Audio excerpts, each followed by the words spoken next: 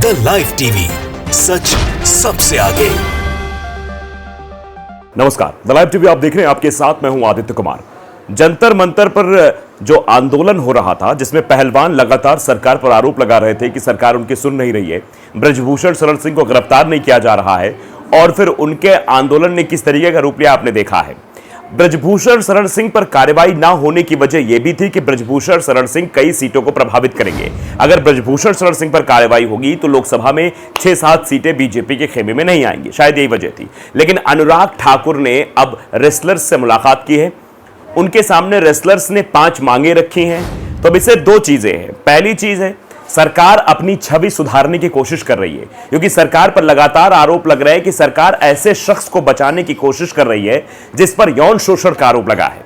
वो उनकी पार्टी का सांसद है, और फिर इस पर गुड़ागड़ित भी चल रहा था कि ब्रजभूषण शरण सिंह पर कार्रवाई ना करने के क्या कारण है। आखिरकार क्यों ब्रजभूषण शरण सिंह पर कार्रवाई नहीं की जा रही है? सीटों की प्रभाव की वजह से, कि ब्रजभूषण शरण सिंह का उत्तर प्रदेश की कई सीटों पर प्रभाव है जो लोकसभा सीटें हैं।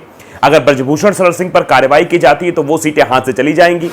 या फिर अब ये लगने लगा है भारतीय जनता पार्टी को कि अगर ब्रजभूषण शरण सिंह पर कोई कार्रवाई दिखाई नहीं जाएगी तो इससे ज्यादा नुकसान हो सकता है, क्योंकि ये जो आंदोलन है पूर्ण रूप से किसान भी इसका समर्थन कर रहे हैं।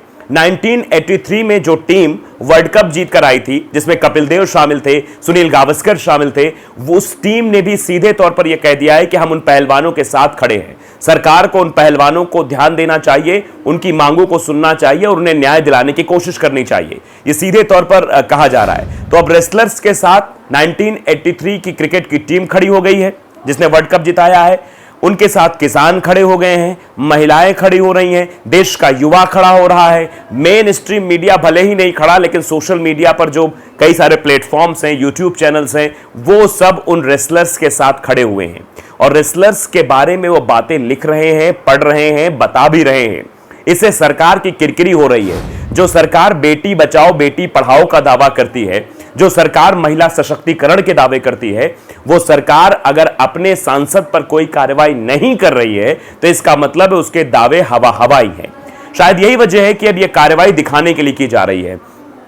आप देखिए, कभी कभी हेडलाइंस के लिए सब किया जाता है। अभी हाल फिलहाल में जो रेल हादसा हुआ है उसको लेकर बयान जो आया, आपने देखा कि जयराम रमेश ने क्या कहा कि ये हेडलाइंस एजेंडा है, कि कैसे भी करके इसकी सीबीआई जांच की बात कही गई। सीबीआई जांच इस मसले की हो रही है, अब सीबीआई जांच करेगी। कानपुर में रेल हादसा होता है तो उसकी जांच एनआईए करने आ जाती है। तो बड़ी संस्थाओं को लगाकर हेडलाइंस बनाने की कोशिश की जाती है। तो क्या यहां भी हेडलाइंस बनाने की कोशिश हुई है? अनुराग ठाकुर मिले हैं पहलवानों से, या फिर वाकई में भारतीय जनता पार्टी को इस बात का अंदाजा हो गया कि अगर रेसलर्स के साथ हम कुछ करते हुए मीडिया में दिखाई नहीं देंगे तो आने वाले 2024 के लोकसभा चुनाव में बड़ा खामियाजा इसका भुगतना पड़ सकता है? यह सब दिमाग में चल रहा है। ये केंद्र सरकार भी देख रही है, भारतीय जनता पार्टी भी देख रही है, लोगों का जो रिएक्शन है उस पर भी नजर गड़ाई जा रही है, और इंटरनल सर्वे तो बहुत सारे कराए ही जाते हैं। अभी हाल फिलहाल में 5 राज्यों में विधानसभा चुनाव होने, मध्य प्रदेश, छत्तीसगढ़, राजस्थान, तेलंगाना, इन राज्यों के चुनाव के बाद फिर आम लोकसभा चुनाव होना है, जो बेहद महत्वपूर्ण है, क्योंकि इस बार उत्तर भारत की कई सीटें ऐसी हैं जहां जो रेड जोन में आ चुकी हैं। ये बीजेपी का इंटरनल सर्वे ही इस बात को बयां कर रहा है। तो इस बात से भी भारतीय जनता पार्टी के अंदर डर का एक माहौल बना हुआ है। तो भारतीय जनता पार्टी ये सोच रही कुछ कार्रवाई दिखनी चाहिए, इसी को लेकर अनुराग ठाकुर मिले हैं। लेकिन अब यहां एक सवाल और खड़ा हो गया है कि अनुराग ठाकुर ने रेसलर्स से मुलाकात करके उनकी मांगों को मांगने की बात तो कह दी है, तो क्या इससे बहुत बड़ा नुकसान जो है वो होने वाला है भारतीय जनता पार्टी को?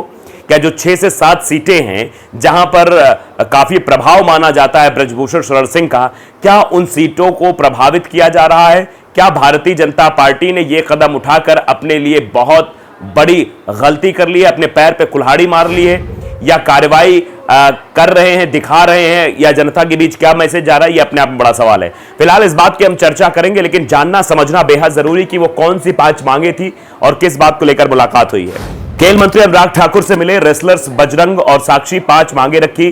कहा ब्रजभूषण शरण सिंह की गिरफ्तारी हो, WFI अध्यक्ष महिला बने, यानी जो कुश्ती महासंघ का अध्यक्ष बनाने की बात हो रही है वो किसी महिला को बनाए जाने की बात की जा रही है। रेसलर्स बजरंग पुनिया और साक्षी मलिक बुधवार को खेल मंत्री अनुराग ठाकुर से मुलाकात करने पहुंचे। दोनों ने अनुराग ठाकुर के सामने 5 मांगे रखी। बजरंग और साक्षी ने कहा कि रेसलिंग फेडरेशन के पूर्व अध्यक्ष ब्रजभूषण शरण सिंह को गिरफ्तार किया जाए और फेडरेशन का अध्यक्ष किसी महिला को बनाया जाए। अनुराग ठाकुर ने कहा, मंगलवार को कहा था कि सरकार पहलवानों से बातचीत के लिए तैयार है। हमने उन्हें दोबारा बुलाया है। इससे पहले 24 जनवरी को खेल मंत्री और पहलवानों के बीच बातचीत हुई थी और पहलवानों ने आंदोलन खत्म कर दिया था। हाल ही में 4 जून को रेसलर्स ने गृह मंत्री अमित शाह से भी मुलाकात की थी। इसके बाद बजरंग, साक्षी मलिक और विनेश फोगाट ने रेलवे में अपनी ड्यूटी ज्वाइन कर ली थी। इससे खाफ और किसान नेता भी नाराज हुए थे। अब उन रेसलर्स की 5 मांगे क्या हैं, जरा इस बात को भी आप बखूबी समझ लीजिए। WFI का अध्यक्ष महिला हो, यानी जो कुश्ती महासंघ के जो अध्यक्ष हैं वो किसी महिला को बनाया जाए। ब्रजभूषण या उनकी फैमिली का कोई मेंबर WFI का हिस्सा ना रहे, यानी ब्रजभूषण तो रहे ही रहे ना, उनके साथ साथ ब्रजभूषण शरण सिंह का कोई रिश्तेदार, उनका कोई फैमिली मेंबर, उनके कोई जानने वाले को भी WFI के अंदर एंट्री नहीं मिलनी चाहिए। WFI के चुनाव निष्पक्ष तरीके से कराए जाए, ये सबसे बड़ी बात रेसलर्स की तरफ से रखी गई कि जो ये इलेक्शन हो वो बिल्कुल निष्पक्ष तरीके से होने चाहिए। जो सही आदमी हो WFI के अध्यक्ष के काबिल, उसी को चुना जाए। रेसलर्स पर दिल्ली में दंगा फैलाने की FIR रद्द हो। जो इन पर दंगा फैलाने की FIR की गई है कि ये दिल्ली में दंगा फैला देते, ये FIR रद्द की जाए। ब्रजभूषण सिंह को गिरफ्तार किया जाए। सबसे बड़ी मांग जो है, जिस मांग को लेकर लगातार धरना प्रदर्शन किया जा रहा था जंतर मंतर पर, वो मांग है ब्रजभूषण शरण सिंह की गिरफ्तारी। सुप्रीम कोर्ट के आदेश के बाद ब्रजभूषण शरण सिंह पर जरूर FIR दर्ज की गई, लेकिन अभी तक कार्रवाई नहीं हुई है। महिला पहलवानों के आंदोलन को लेकर गांव में बलाली जो होती है, जिसको चरखी दादरी कहते हैं, इसमें सर्व खाप पंचायत शुरू हुई है। ब्रजभूषण शरण सिंह बुधवार सुबह दिल्ली पहुंचे। दिल्ली पुलिस ने मंगलवार को उनके 15 कर्मचारियों से भी पूछताछ की थी। इनमें ड्राइवर, सुरक्षाकर्मी, माली और नौकर भी शामिल हैं। बजरंग पुनिया ने मंगलवार को कहा था कि गृह मंत्री अमित शाह से मीटिंग की बातें बाहर शेयर नहीं करने का निर्देश है, धरना जारी रहेगा। करनाल पहुंचे राकेश टिकैत ने भी ये बात कही थी कि पहलवानों की गृह मंत्री से मीटिंग हुई, आज खेल मंत्री से मिल रहे हैं। हम पहले से कह रहे थे कि बातचीत होनी चाहिए। महिला रेसलर्स और किसानों का सरकार पर दबाव था। हम पहलवानों के हक में हैं। सारे सवाल पहलवानों से पूछे जा रहे हैं। जिस पर आरोप लगे उसकी जांच होनी चाहिए। ब्रजभूषण पर कानून के मुताबिक कार्रवाई होनी चाहिए। आंदोलन से पीछे हटने खबरों के बीच खाप प्रधानों ने ऐलान किया कि वे अभी भी उनके साथ हैं, पीछे नहीं हटे हैं। मंगलवार को भी विभिन्न खाप पंचायतों के प्रधानों ने दैनिक भास्कर से कहा कि निश्चित तौर पर एक बार लगा था कि संघर्ष कहीं बिना ठोस परिणाम के समाप्त न हो जाए, लेकिन पहलवानों से बातचीत के बाद स्थिति स्पष्ट हो गई है। पहलवानों की कोशिश है न केवल हरियाणा, पंजाब, उत्तर प्रदेश और राजस्थान के खापे एक साथ मंच पर जुटे, बल्कि किसान संगठन भी एकजुटता इसमें दिखाए। इसी कड़ी में उत्तर प्रदेश और हरियाणा के बाद अब राजस्थान में भी अगले सप्ताह महापंचायत की जा रही है। पहलवान सरकारी करीबियों से भी उनका रुख जानने के लिए जुटे हुए हैं। पहलवानों की केंद्रीय मंत्री संजीव बालियान से लेकर हरियाणा भाजपा के भी एक नेता से बात हुई है, लेकिन बताया गया है कि अभी कार्रवाई पहलवानों के मन के मुताबिक नहीं हो सकी। दिल्ली पुलिस 27 जून को अंतिम रिपोर्ट कोर्ट में दाखिल करेगी। तो अब अंतिम रिपोर्ट आने वाली है, वो आएगी 27 जून को, और 27 जून के बाद ही निर्णायक फैसला हो पाएगा। लेकिन फिलहाल जो सवाल हम पूछ रहे हैं, पहला सवाल, क्या भारतीय जनता पार्टी को यह लगने लगा है कि अगर हम कार्रवाई नहीं दिखाएंगे तो हमें बहुत बड़ा नुकसान हो जाएगा? और भारतीय जनता पार्टी पहले से कार्रवाई इसलिए नहीं कर रही थी कि ब्रजभूषण शरण सिंह पर कार्रवाई करना मतलब 6 से 7 लोकसभा सीटों को प्रभावित करना, 6 से 7 लोकसभा सीटें रेड जोन में आ जाना, क्योंकि ऐसे ही बहुत सारी उत्तर प्रदेश की सीटें रेड जोन में हैं। भारतीय जनता पार्टी ने जो सीटें 2019 के लोकसभा चुनाव में जीती थी, 2024 में उनके जीतने की कोई संभावना दिखाई नहीं दे रही है। ऐसे में भारतीय जनता पार्टी के पास ज्यादा वक्त नहीं बचा है, 1 साल से भी कम का वक्त बचा है लोकसभा के चुनाव में। और उससे पहले जिन राज्यों में विधानसभा चुनाव होने, वो भी हिंदी भाषी राज्य हैं। हिंदी भाषी राज्यों में पकड़ ज्यादा है, क्योंकि उत्तर भारत में ही बीजेपी दिखाई देती है, दक्षिण भारत की तरफ बीजेपी है नहीं। कर्नाटक में भी बड़ी हार मिली, जिस वजह से अब बीजेपी का पूरा फोकस इधर है, और इसीलिए अब बीजेपी अनुराग ठाकुर के सहारे इस मसले को सुलझाना चाहती है।